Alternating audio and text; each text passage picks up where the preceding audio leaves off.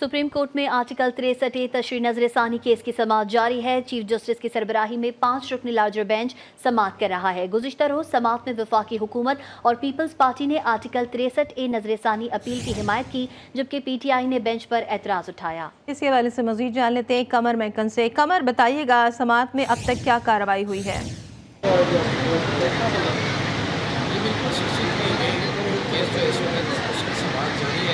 सबसे पहले chief justice काजी फाइज ईसा की सुनवाई में जब 5 रुकनी बेंच अदालत के अंदर आया तो एडवोकेट शहजाद शौकत ने अपने जो सवालात कल चीफ जस्टिस काजी फाइज ईसा की तरफ से पूछे गए थे उनके जवाबात काजी फाइज ईसा साहब के सामने पढ़कर सुनाए, जिसके बाद अदालत के अंदर जो है वो बैरिस्टर अली ज़फ़र मौजूद थे। वो रोस्ट्रम पर आए और उन्होंने आते साथ ही चीफ जस्टिस काजी फाइज ईसा की सरबराही में बने गए इस बेंच के ऊपर एतराज़ात उठाए और कहा कि जो कुछ कल हुआ वो भी गैर आइनी और गैर कानूनी है। और उसके बाद उन्होंने कमेटी की तरफ से बनाए गए बेंच पर भी एतराज़ात किए कि कमेटी को ये फ़ैसला लेने का इख्तियार नहीं था, जबकि जस्टिस नईम अख्तर अफ़गान पर उनके एतराज़ात थे कि जस्टिस मुनीब को इस बेंच के अंदर शामिल होना चाहिए क्योंकि वो इस केस में ऑथर जज हैं जिन्होंने ये फैसला लिखा है।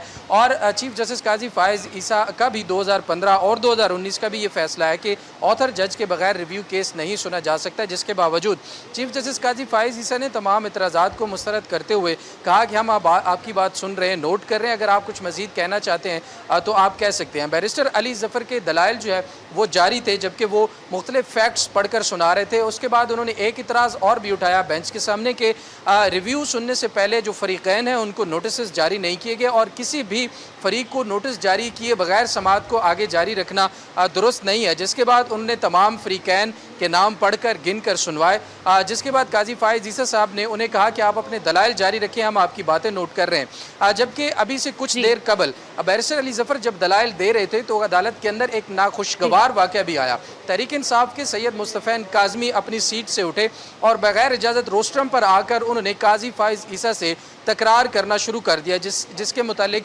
उन्हें कहा गया कि वो आराम से पीछे जाकर बैठ जाएं, जबकि उन्होंने काजी फाइज ईसा के साथ कुछ सख्त जुमलों का तबादला भी किया और उन्हें धमकाने वाले लहजे में कहा कि हमारे खिलाफ देखते हैं कि आप किस तरह से फैसला देते हैं। जिसके बाद चीफ जस्टिस काजी फाइज ईसा ने पुलिस को तलब करते हुए सैयद मुस्तफ़ैन काज़मी 63 तशरीह नजरसानी केस की समाअत इस वक्त जारी है। अपडेट करे थे कमर मैकन, बहुत शुक्रिया आपका। सुप्रीम कोर्ट के सामने PTI के बुकला फोरम की जानिब से मुमकिना एहतजाज के बाइस रेड जोन को मुकम्मल तौर पर सील कर दिया गया है। रेड जोन जाने वाले तमाम रास्तों पर कंटेनर्स रखकर बंद कर दिए गए हैं। इस हवाले से मजीद बात करते हैं मोहम्मद फैज़ान से। जी मोहम्मद फैज़ान, अपडेट कीजिएगा। जी हाँ, बिल्कुल। इंसाफ लॉयर फोरम्स की जानिब से आज एक मरतबा फिर अदलिया से जारी एकजेहती के लिए सुप्रीम कोर्ट के सामने एहतजाजी मुजाहरे का ऐलान किया गया है और इस एहतजाज के पेश नज़र इस्लामाबाद इंतज़ामिया जो है उसने रेड जोन आने और जाने वाले तमाम तर जो रास्ते हैं वहाँ पर कंटेनर लगा के उन्हें मुकम्मल तौर पर सील कर दिया गया है। रेड जोन आने वाले जो रास्ते हैं जिनमें सरीना चौक, रेडियो पाकिस्तान चौक, डी चौक या मेरिट होटल चौक है, वहाँ पर कंटेनर खड़े कर दिए गए हैं और तमाम तर जो दाखिली रास्ते हैं वो बंद कर दिए गए हैं। सिर्फ जो मार्गरा रोड से एक्सेस जो है वो दिया गया है यहाँ पर शहरियों को कि वो रेड जोन में आ सकें। रेड जोन के अंदर मौजूद सरकारी और निजी दफातर हैं, वहाँ आने वाले जो मुलाजमीन उन्हें काफ़ी परेशानी का सामना करना पड़ रहा है। मार्गरा रोड पर ट्रैफिक की रवानी जो है काफ़ी मुतासिर नज़र आ रही है। गाड़ियों और मोटरसाइकिलों की लंबी कतारें लग चुकी है, जिसकी वजह से शहरियों को भी काफ़ी परेशानी का सामना करना पड़ रहा है। जी।